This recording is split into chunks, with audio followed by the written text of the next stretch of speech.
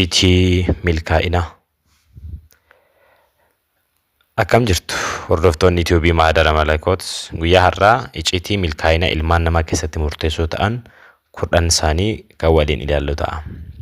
Warreen YouTube kanaaf haaraa taatan subscribe gochuudhaan maatii akka taatan, warreen maatii taatan immoo like gochuudhaan namoota biraan akka ga'u akka deeggartan maqaa Waaqayyootiin isin gaafanna. Egaa guyyaa har'aa icciitii milkaa'inaa ilmaan namaa keessatti jireenya namaa fooyyessan gurguddaa kan ta'an 10 waliin kan ilaallu ta'a. Nu waliin tura. Egaa icciitiin milkaa'inaa ilmaan namaa keessatti barbaachisan keessaa inni jalqabaa kadhannaadha. Egaa akkuma beekamu kadhannaa jechuun furtuu namaaf Waaqayyoon walitti dhiyaatu, ilmi namaa gaaffii garaagaraa Waaqayyoo isaatti kan dhiyeessee Waaqayyoon immoo deebii gaaffii isaa kan itti deebisu karaa ilmi namaaf Waaqayyoon ittiin wal argan daandii qulqullinaa jechuudha. Kadhannaa jechuun furmaata ilmaan namaa kan deebisu, rakkoo ilmaan namaatiif bu'aa kan kennu jechuudha. Kanaaf iyyuu icciitii milkaa'inaa ilmaan namaa keessatti kadhannaan bu'aa guddaa qaba jechuudha. Inni lammaffaa gaabbii galuu yookaan immoo jireenya gaabbii qabaachuu. Gaabbii galuu jechuun cubbuu hojjetaniif abbaa gaabbiitti dhiyaatanii Waaqayyo wajjin karaa ittiin walitti araaramu. Kanaafuu jireenya kee keessatti milkaa'uu barbaadde yoo ta'e gaabbii galuu dirqama ta'a jechuudha. Inni sadaffaa icciitii milkaa'inaa tsoomii jechuudha. Tsoomii jechuun nyaata qofa irraa of qusachuu osoo hin taane cubbuu irraa of qusachuu, iji keenya waan hamaa arguu irraa, gurri keenya waan gadhee dhaga'u irraa, nyaata qofa soomuu osoo hin taane hojii badaa tsoomuudhaan Waaqayyo abbaa keenya kadhannaadhaan kan waammannu, sagadaan kan waammannu jechuudha. Kanaafuu icciitiin milkaa'inaa ilmaan namaa keessattuu icciitiin milkaa'inaa kiristaanotaa tsoomii irratti kan hundaa'e ta'uu qaba jechuudha. Afuraffaa karoora qabaachuu.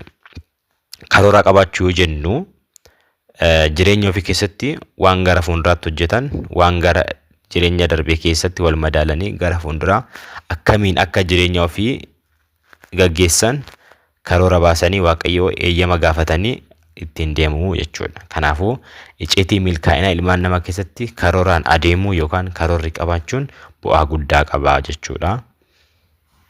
Inni shanaffaa hojii hojjechuu. Hojii hojjechuu. Hojii hojjechuu jechuun dirqamaan ofiin bulanii Waaqayyoon isa nuu kenne galateeffachaa humna keenyaan buluu jechuudha. Jaaffaan cimina amantii. Ciminni amantii kan dhufu kadhannaadhaan dhufa, eeyyama Waaqayyoon dhufa, sagadaan dhufa, tsoomiidhaan dhufa, kan rakkate gargaaru wantoota kana hundumaa kan jennu cimina amantii yoo qabaanne. Icciitiin milkaa'ina ilmaan namaa keessaa amantiitti cimuun bu'aa guddaa qaba jechuudha. Kanaafuu namni tokko jireenya isaa keessatti ani milkaa'aadha kan jedhu yoo jiraate amantii isaatti cimaa ta'uutu irra jiraata jechuudha. Inni torbaffaa kan rakkate gargaaru.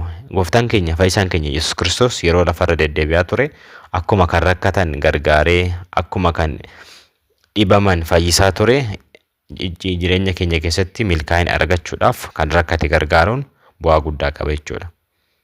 8ffaa irratti kan argamu eeyyama Waaqayyootti amanuu. Eeyyama Waaqayyootti amanuu jechuun akka fedha keenyaa osoo hin taane akka Waaqayyoon nuuf eeyyametti, akka Waaqayyoon nuuf karoorsetti, akka Waaqayyoon jireenya keenya nuuf kaa'etti, akka fedha isaaf akka eeyyama isaatti jiraachuu jechuudha. Akkana jechuun ilmaan namaa fedhiin keenya daangaa hin qabu, fedhiin keenya tokkollee daangaa hin qabu, garuu Waaqayyoon waan nu barbaachisu, waan nuuf malu ni beeka waan ta'eefuu Waaqayyoon akka nu eeyyametti yookaan akka inni nuuf maletti jiraachuun icciitii milkaa'inaati jechuudha. Inni 9ffaan of tuulummaa dhiisuu. Ana malee homtuu hin jiru jechuu. Ana malee beekaan hin jiru jechuu. Ana malee oli jechuun dhiisuu. Beekaan Waaqayyoodha. Hundumaa ol kan ta'e Waaqayyoodha. Kanaafuu ilmaan namaa eega taanetti jireenya keenya keessatti milkaa'ina fiduu yoo barbaanne of tuulummaa dhiisuun gaariidha jechuudha. Inni 10ffaa barachuu. Of gaheessuu, beekumsaan of cimsuu, amantii ofii beekuu, eenyummaa ofii beekuu, Waaqayyootti amanuu jechuudha.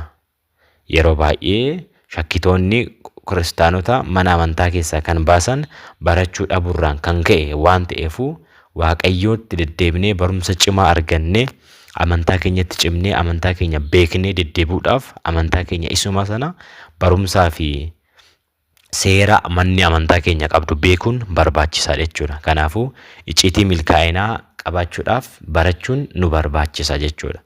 Hordoftoonni Mahdara Malkoo Tube guyyaa har'aa barumsa guddaa akka irraa argattan ni amanna. Waaqayyoo Gooftaan hunda keenya nu haa eebbisu. Tsoomii keenyas tsoomii jireenyaa akka nuuf godhu fedhaa fi eeyyama isaa nuuf haa ta'u.